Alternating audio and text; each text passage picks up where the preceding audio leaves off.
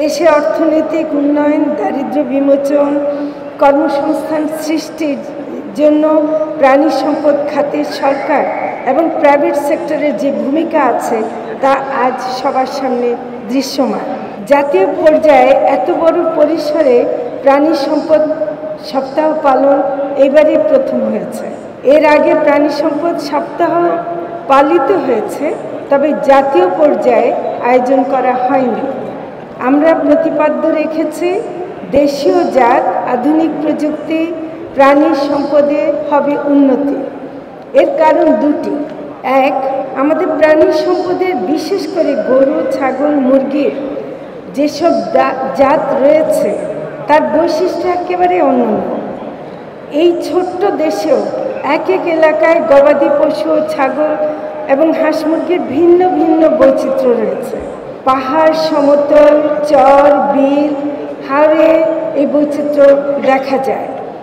আমাদের স্থানীয় জনগোষ্ঠী, বিশেষ করে নারীরা তাদের পরিবারের সদস্যদের মতো করে যত্ন করে তাদের পালন করে। এদের খাদ্যাভ্যাস স্থানীয় পরিবেশের সাথে খাপ খায়, রোগবালাই অনেক কম। এর উৎপাদনশীলতা কম হলেও এর উৎপাদন খরচও কম। এই জাতগুলো রক্ষা করা জরুরি এবং এর সাথে গ্রামের মানুষের জীবিকাও সরাসরি জড়িত। জলবায়ু পরিবর্তনের এই সময় দেশীয় জাতের গবাদি পশুর টিকে থাকার সম্ভাবনাই বেশি এবং মিথেন এমিশনের যে প্রশ্নটা আসে সেটার দিক থেকেও স্থানীয় জাতের এমিশন অনেক কম।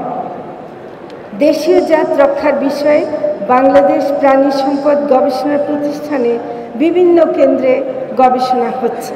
দুই, একই সাথে আমরা উৎপাদনশীলতা বাড়াবার জন্য আধুনিক প্রযুক্তিরও ব্যবহার করছি এবং বিদেশ থেকে উচ্চ ফলনশীল সার এনে কৃত্রিম প্রজননের মাধ্যমে সংকর জাত তৈরি, বাণিজ্যিক এবং প্রান্তিক পর্যায়ে 1,91,000 পোলট্রি খামার কম বেশি হতে পারে খামার তৈরির মাধ্যমে বিগত দশকে বিপুল সংখ্যক উদ্যোক্তা তৈরি হয়েছে। তার মধ্যে অনেক তরুণ উদ্যোক্তা আছে।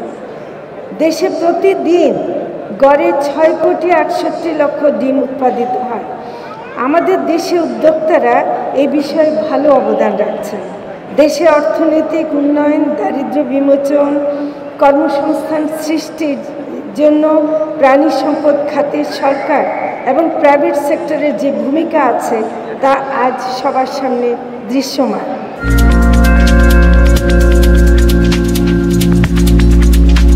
একদিকে দেশীয় জাত রক্ষার কাজ হচ্ছে, অন্যদিকে উৎপাদনশীলতা বাড়িয়ে দেশের প্রাণীজ আমিষের চাহিদা পূরণ করা হচ্ছে।